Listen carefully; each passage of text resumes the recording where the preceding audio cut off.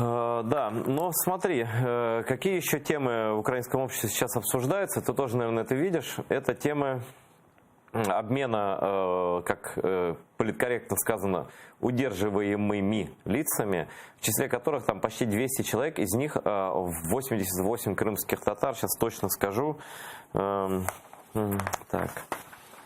86 крымских татар, прошу прощения, да. Это по данным Денисовой, Людмила Денисова, которая омбудсмен украинский, да. И у нас есть цитата, человек, которого ты знаешь лично и очень уважаешь, я знаю, Мустафы Джемилева, лидера крымтатарского народа, по поводу этого обмена. Вот я хочу, чтобы мы вместе эту цитату послушали, а потом продолжим разговор. У ньому 86 кримських татар, у тому числі і ті, хто знаходиться на різних стадіях карного переслідування. Або щойно засуджені, та ті, які відбувають покарання, або ж громадяни, які відбули покарання і перебувають в обмежувальних умовах. Є громадяни України, які перебувають на тимчасово окупованих районах Донецької та Луганської областей. Нам передали список з СБУ на затвердження, і невдовзі вони будь-якою ціною все-таки планують обмінювати людей. Але ми для себе визначили пріоритети. Обмінювати потрібно передовсім тих, у кого найбільші терміни, наприклад, 17-18 років, і по стану здоров'я. Списки вже готові, але зараз Росія просто не веде розмов про це. Але я мушу сказати, що росіяни категорично проти звільнення кримських татар. По-друге, у нас там доволі ідейні люди. Якщо вони дізнаються, що їх обмінюють на бандитів, то вони можуть і відмовитися. Слышал, Аркадий, да, комментарий Джемилева? Да, слышал. Я его читал сегодня в Фейсбуке. Я вот когда ты заговорил про обмен, я как раз хотел об этом сказать. Не надо этого делать.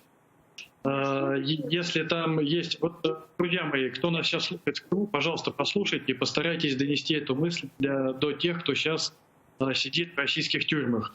Если будет шанс на обмен, меняйтесь, соглашайтесь.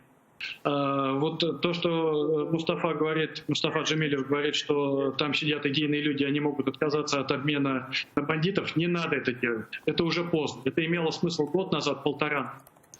Это игра проиграна, это площадка потерь, это не даст никакого смысла. Поэтому если там сроки по 18 лет и возникает возможность обмена, обменивайтесь, пожалуйста. Наша задача не в том, чтобы уберечь российских тюрем от туберкулеза, а в том, чтобы пописать на могилу Путина, когда умрет он. Вот наша задача дожить.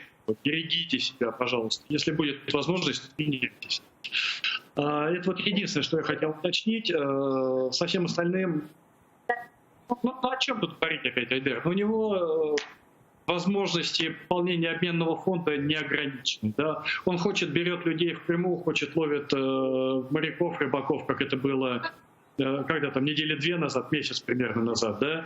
А в Украину приезжает люди. Сегодня вот приезжал, сегодня Госпрогранслужба, да, которой мы опять же выражаем с тобой благодарность, она не пропустила члена «Единой России», который сюда приезжал как делать какой-то бизнес. Да? Член «Единой России», который там в Крыму, который весь в медалях, у него медаль за возвращение Крыма. Какой-то там с армянской фамилией, не помню сейчас имени этого человека. Вот он сегодня приезжал. И ему выписали депортацию на 3 года, запрет на въезд в страну на 3 года. Это, конечно, замечательно, это, конечно, хорошо. А давайте его возьмем и обменяем на крымских татар, которых Россия не хочет обменивать, по словам Джемилева. Да, вот Джемилев Россия категорически против. Давайте набирать. Вот там еще приезжали, эти артисты там какие-то приезжали. Каждый день едут. Ну, каждый же день едут, да? Давайте тоже набирать обменные. Я целиком и полностью с тобой согласен.